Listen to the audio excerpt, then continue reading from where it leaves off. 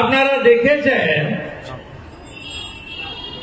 আমি ওখানে ভারতীয় জনতা পার্টির ঝান্ডা নিয়ে যাইনি, আমি ওখানে পদ্ম ফুলে ভোট দেওয়ার আবেদন নিয়ে যাইনি, আমি ওখানে 26-এ পরিবর্তন চাই, আমাদের ক্ষমতায় বসিয়ে দিন এ কথা বলতে যাইনি।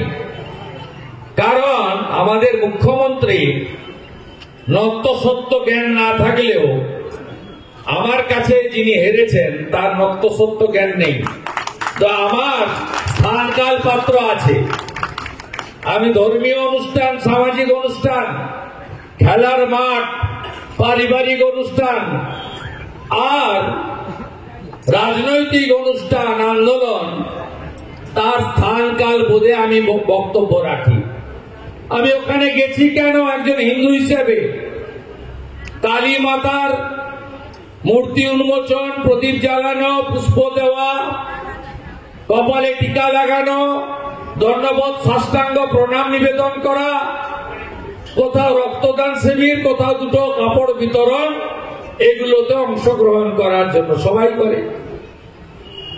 7 জায়গাতে দাঁড়িয়ে আছেন বাবুরা, দেখলেই মনে হচ্ছে এরা কেউ ভারতীয় নয়,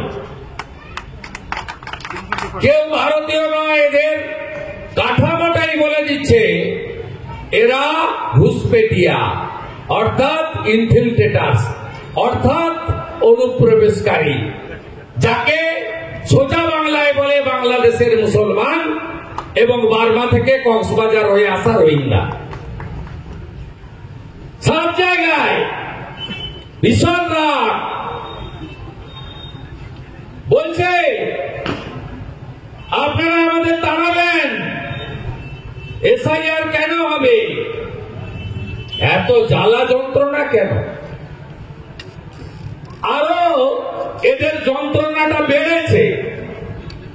দেশের যশস্বী স্বরাষ্ট্রমন্ত্রী অমিত শাহজি পাটনাতে কয়েকটা ন্যাশনাল চ্যানেলে টক শোতে 3টে ইংরেজি বলে দিয়েছেন। প্রথমটা কি? ডিটেক্ট, মানে চিহ্নিতকরণ। দ্বিতীয়টা কি? ডিলিট, অর্থাৎ বাতিল। তৃতীয়টা কি? ডিপোর্ট, মানে পুশব্যাক, বুলডোজারের মাথায় বসাও, এপার থেকে ওপারে ফেলো।